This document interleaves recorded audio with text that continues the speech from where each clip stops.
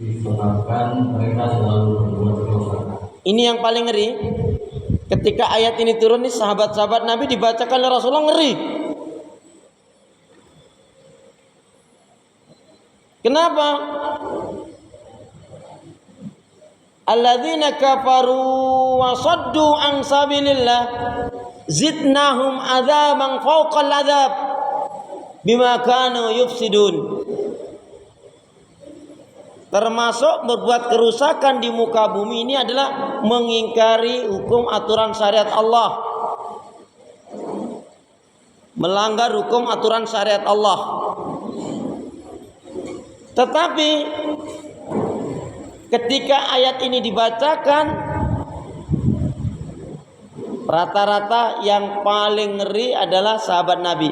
Tetapi begitu ayat selanjutnya dibacakan, Rasulullah yang menangis. Coba lanjutkan.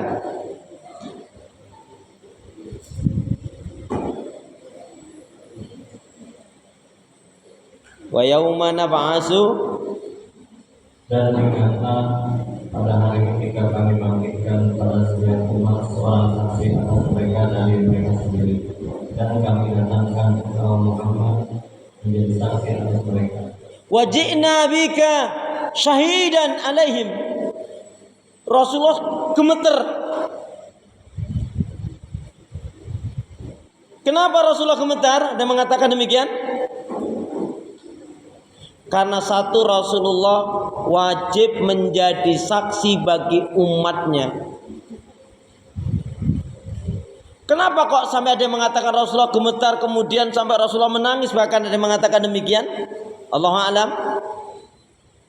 Karena Rasulullah takut, Rasulullah khawatir umatnya masuk neraka.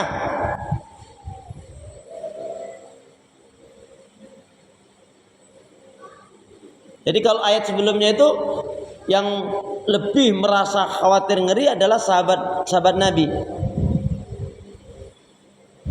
Karena kalau berbuat kekufuran, keingkaran, kesyirikan, kemunafikan, kezaliman, dia akan mendapatkan azab fauqal azab.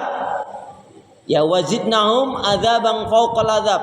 Sudah mendapatkan azab yang sangat berat, ditambah-tambah lagi dengan azab yang berat lagi. Tetapi ketika ayat selanjutnya Rasulullah membacakan, Rasulullah, ada yang mengatakan Rasulullah yang gemetar. Kenapa? Bahkan sampai ada yang mengatakan menangis. Allah alam. Karena Rasulullah wajib menjadi saksi umatnya. Sampai ada yang menggambarkan, jadi misalkan ini ya, ini rumah, kemudian ada jalan di depannya, kemudian seberangnya ada sungai atau kali lah begitu. Ibu-ibu bayangkan, ini enggak anak ibu loh. Kalau anak ibu panjenengan mesti ya wajar. Ini anaknya tetangga, dia keluar dari rumahnya, jalan ke jalan itu, ke jalan besar ini.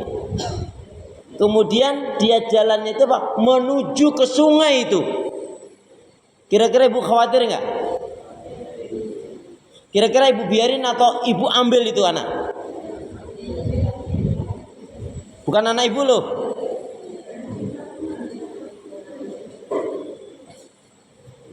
Nah, kekhawatiran Rasulullah, kasih sayang Rasulullah lebih dari itu. Bisa digambarkan, kalau itu ada anak kecil menuju jurang atau menuju sungai saja, kalau kita tahu, kita gimana caranya, kita mungkin gak akan mempedulikan kita, yang penting bisa menyelamatkan itu. Penggambaran tentang pribadi Rasulullah, baik hatinya Rasulullah, dermawannya Rasulullah, digambarkan lebih dari itu sayangnya Rasulullah kepada umat ini. Yang diinginkan oleh Rasulullah, umat ini semuanya masuk surga. Amin. Nah, masalahnya pantas gak kita masuk surga? Ibu bapak, kesalahan dan dosanya masih banyak atau tinggal sedikit? Amal kebaikan ibadahnya sudah baik dan sempurna atau belum? Pingin masuk surga atau pingin banget masuk surga? Masya Allah, Masya Allah. Amal kebaikan ibadahnya gak sempurna, dosa-dosanya masih banyak. Pingin banget masuk surga. Semoga Allah memberkahi merahmati kita semuanya. Karena kita masuk surga bukan karena amal kita, tetapi karena rahmat dari Allah.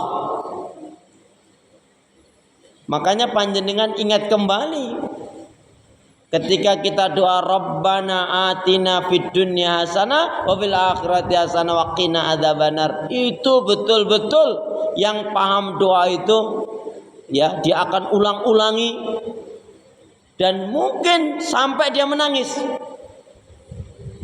karena khawatir tidak mendapatkan hasanah fid dunya. Bisa dipastikan orang yang tidak mendapatkan hasanah fid dunya, dia tidak akan mendapatkan hasanah fil akhirah. Ya, teruskan dulu, lanjutkan lagi.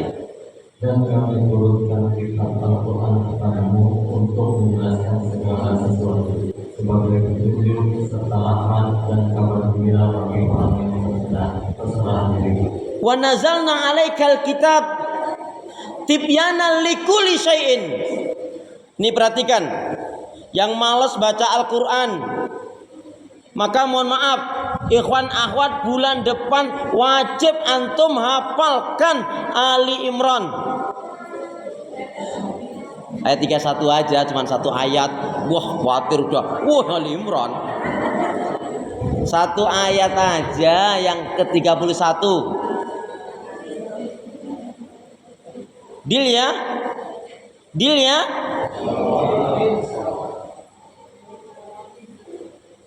Awas kalau sampai nggak hafal. Kalau nggak hafal gimana Ustaz? Ya nggak apa-apa sih. Tapi dicoba. Lebih baik dipaksa masuk surga daripada dibiarkan masuk neraka. Atau bisa karena biasa dan membiasakan diri dengan minta pertolongan kepada Allah.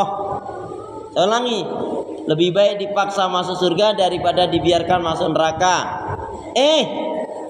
Bisa karena membiasakan diri. Bisa karena biasa dan membiasakan diri dengan minta pertolongan kepada Allah. Ali Imran 31 ayat 31 maksudnya, bukan 31 ayat. Kenapa sampai kebangetan banget kita nggak hafal ayat itu? Udah umur segini nggak hafal.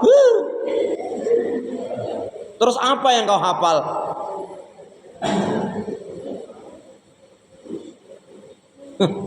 Kira-kira ibu bapak kalau di matanya diikat, ditutup, terus dikasih, suruh bedakan uang 100.000, 50.000, 20.000, 10.000, 5.000. Kira-kira yakin bisa nggak? Kok bisa, itu apa sebabnya? Mbok yang dihafalkan itu Al-Quran, sehingga boleh jadi satu ayat yang dihafalkan, diamalkan itu menjadi penolong syafaatnya di yaumil kiamah nanti loh. Jangan sampai kita datang menghadap Allah, di rongga kita, di hati kita nggak ada hafal Quran. Hidupmu untuk apa toh Bu? Sibuk? Sungguh terlalu. Ali Imran 31 ayat yang ke-31 aja, enggak satu dari 31 ya. Baik, lihat ayatnya apa? Wa nazalna 'alaikal kitab tibyana likulli syai'.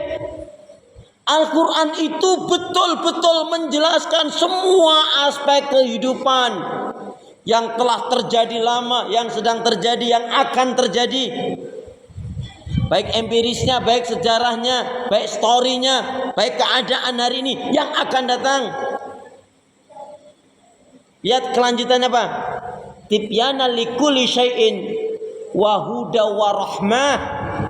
Dia menjelaskan segala sesuatu, dia menjadi huda, menjadi petunjuk pedoman, rahmat dan kabar gembira bagi orang-orang yang beriman. Tentunya yang mengamalkan Ibu target deh. Maka nih paling saya memotivasi satu ayat ya, Ali Imran 31. Gimana kalau yang nggak hafal didenda? Siap nggak?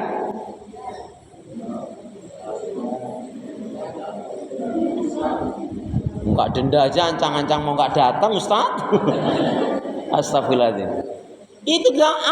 Itu ayat Bu, Ali Imran 31 itu Masya Allah. Kalau sudah hafal gampang banget itu.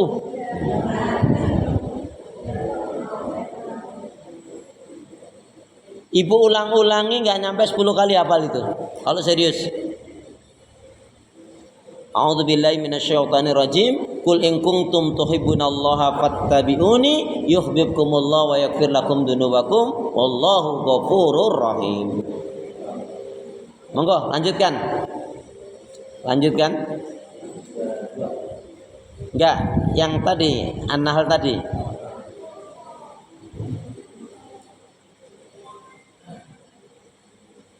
Innallaha sesungguhnya Allah menyuruh kamu melakukan adil dan berbuat kebajikan, memberi bantuan kepada kerabat, dan Dia melarang melakukan perbuatan keji, kemungkaran dan permusuhan. Dia memberi pengajaran kepadamu agar kamu dapat mengambil pelajaran. Ya, Maha benar Allah dengan segala firman-Nya. Ini setiap Jumat saya kok nggak tahu antum yang sering mengikuti Jumatan. Sudah banyak loh ustadz-ustadz yang nggak membaca ayat ini. Dulu 10 tahun yang lalu ingat saya, hampir semua ustadz kalau Jumat ayat ini menjadi ayat terakhir. Setelah berdoa Rabbana dzalamna Rabbana atina Rabbana hablana, kemudian yang terakhir apa? Innallaha ya'muru bil adli wal ihsan wa ita'idil qurba wa yanha 'anil fahsya'i wal munkar wal baghi ya'idzukum la'alakum tadhakkarun wa la dzikrullahi akbar. Aqimis shalah. Masih begitu enggak Pak khatib di sini? Alhamdulillah. Kalau ada khatib yang lupa baca itu diingatkan, Ustaz jangan lupa dong itu. Ya. Kenapa? Itu sebagian ulama atau orang alim mengatakan itu termasuk ayat yang wajib dibacakan untuk selain untuk diri dan untuk umat. Baik, sekarang kita akan masuki poin-poin racun-racun hati. Ibu-ibu, kalau panjenengan